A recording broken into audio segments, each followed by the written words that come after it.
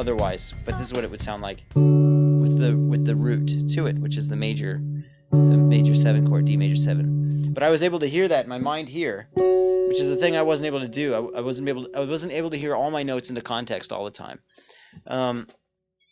That's something that gets better with time, but it's a big deal because it's like opening up the range of notes that feel acceptable to you, and they'll feel acceptable not because you've heard them enough, but because you can hear them in context. Yeah.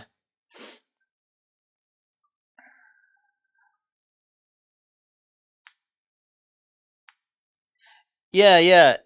It's sort of like the notes that you aren't playing tell you about your context. They tell you about the situation you're in. And sometimes you'll be doing or saying the perfect thing for a situation you're not in, and then you're in deep trouble. But you'll know that right away when you get a bad reaction. But other times, what happens most of the time is that you will have an idea, but you won't do it because you won't know the context. So you'll be afraid that it will have a bad reaction. And so your playing would become very limited.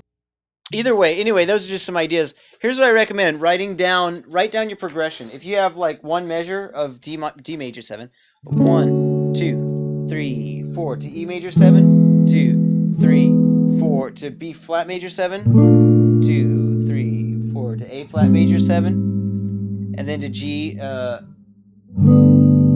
major with a 9, right? That's gonna be really interesting to play over because it's not in a key. There's all those major chords, right? 1, 2, 3, 4. 1, 2, 3, 4, and then resolving here, and then adding syncopation, right? Like that's the basic of it. It's like 1, 2, 3, 4. 1, 2, 3, 4. 1, 2, 3, 4. 1, 2, 3, 4. 1, 2, 3, 4. And then what you do is you have anticipations like this: 1, 2, 3, 4, right?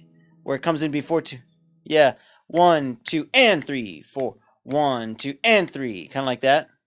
But so here's what I would do as far as jamming over that chordally or like in a more single note fashion. I would write it down on the paper as being 2 beats each. So it'd be kind of the way Countdown's written, right?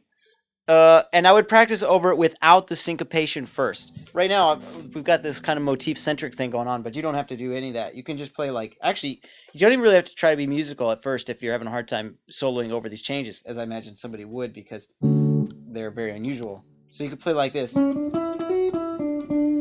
then I go to my E. And then I have the B flat. And then to A flat. And then to the G major.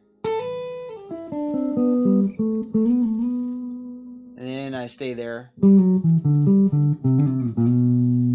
then to the D. To E. And then to the B flat. To the A flat. And then to the G.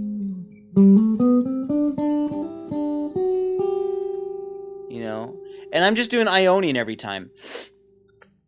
Then after doing that for a while, you can do Lydian, because Lydian is the same as the major scale, but with a sharp 11. And what that means is that the chord tones are the same, and that we've just changed one of the scale tones. It just means sharp to 4.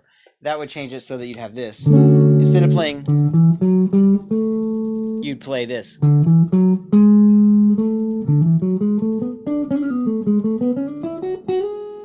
That's the Lydian. So it'd be like D major 7.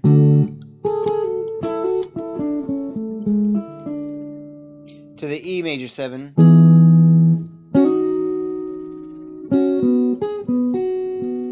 And then to the B flat major 7. And here I'll do Lydian.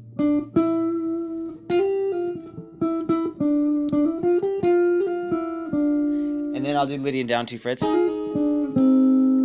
And then I'll kind of resolve into that G major 7 chord.